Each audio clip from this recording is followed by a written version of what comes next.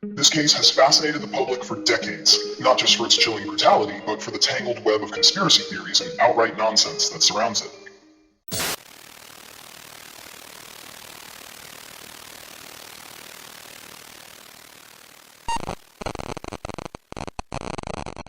Let me share something personal.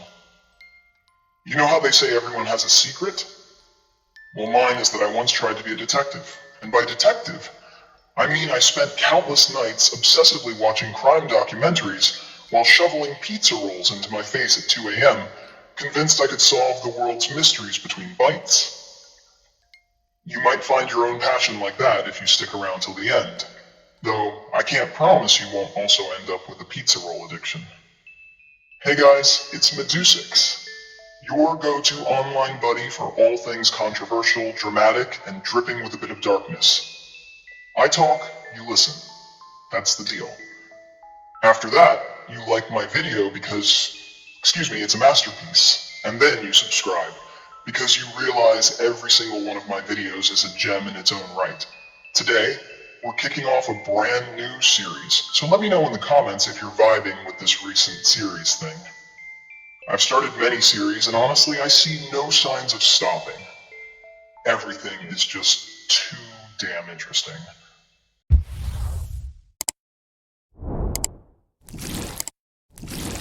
Now, let's dive into today's episode of our True Crime Cases series, where we're tackling the infamous Zodiac Killer. This case has fascinated the public for decades, not just for its chilling brutality, but for the tangled web of conspiracy theories and outright nonsense that surrounds it. Seriously, if you thought your family reunion was chaotic, you haven't seen anything until you've dived into the Zodiac lore. The Zodiac Killer is notorious for a series of brutal murders between 1968 and 1969 in Northern California, with 5 confirmed victims, but the true number may be much higher. The killer's first confirmed murder was that of high school students Betty Lou Jensen and David Faraday in December 1968, who were shot near Vallejo, California. Just a few months later, Darlene Ferrin and Michael Maggio were also attacked in a car parked at Blue Rock Springs Park. Ferrin was killed, but Maggio survived to give chilling details about the encounter. What makes this case especially eerie is the killer's methodical approach. After the murders, he taunted the police and the public with letters sent to local newspapers. These letters included ciphers that he challenged readers to decode. The most famous cipher, the Z340, went unsolved for 51 years until a team of amateur codebreakers finally cracked it in 2020. Imagine keeping a secret for that long and still managing to get under people's skin. Talk about a level of dedication. In this video, we're going to dissect these wild theories, everything from who the killer might be to bizarre connections with other notorious figures. Theories have run rampant, with suspects ranging from Arthur Lee Allen, a convicted child molester who had a history of violence, to more outlandish claims involving famous personalities and even military personnel.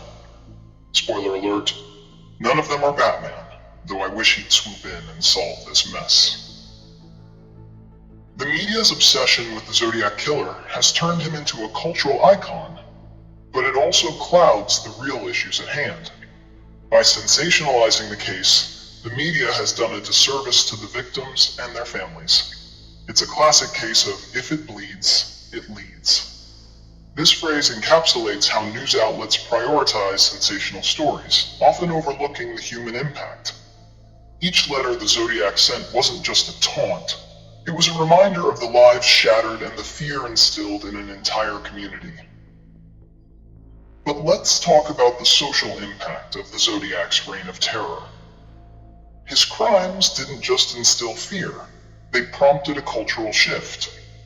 After the killings, many people in the Bay Area started to change their daily routines. Women became especially wary, changing their habits, and men tried to take on a protective role, even though they had no idea who or where the killer was. This heightened anxiety contributed to a sense of paranoia that permeated the entire region. The psychological impact of the Zodiac Killer's reign is significant. This is a case that has been studied extensively by criminal psychologists and sociologists alike. For instance, Dr. Scott Bond, a criminologist and author, notes that the allure of the Zodiac case lies not just in the gruesome nature of the crimes, but in the psychological games played by the killer himself. His ability to manipulate public fear and media frenzy speaks to a darker aspect of human nature. And speaking of dark aspects, let's throw some statistics into the mix to really drive this point home. According to the FBI, serial killers are responsible for about 1% of all homicides in the US. However, the media portrayal of these cases can distort public perception, leading people to believe that serial killers are more common than they actually are. The Zodiac Killer's case exemplifies how one individual can capture the nation's attention, overshadowing countless other tragic stories. In popular culture, the Zodiac Killer has become synonymous with mystery and fear. Films, documentaries, and books continue to explore the unsolved nature of this case.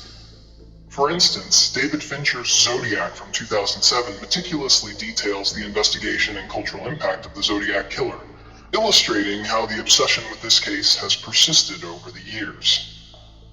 It serves not only as entertainment, but also as a reminder of the enduring mysteries that still surround this case. A case that continues to captivate amateur sleuths and seasoned detectives alike. Then there's the impact of modern technology on cold cases. With advancements in DNA analysis and forensic science, many believed the Zodiac would eventually be identified.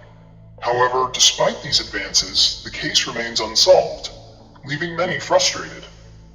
It's a reminder that not all stories get the closure they deserve. Sometimes they just linger in the shadows, waiting for someone to dig them up. And let's not forget the role of online sleuthing.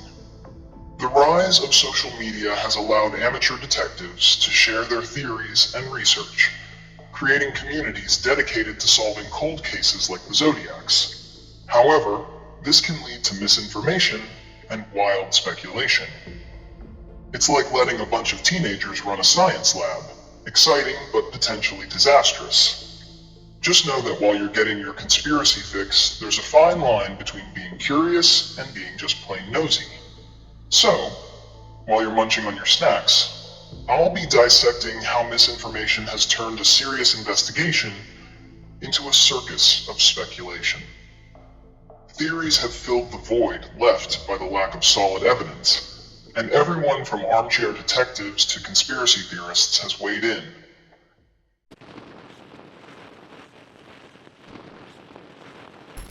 So that's the story of the Zodiac Killer.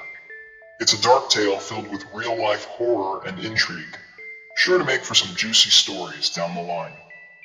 If you're craving more of this twisted drama, let me know in the comments, and I'll keep serving it up hotter than your ex's DMs after a few drinks. Until then, do yourself a favor and steer clear of psychopaths like the Zodiac. Trust me, you don't want to become one. Stay safe, stay skeptical, and see ya in the next video.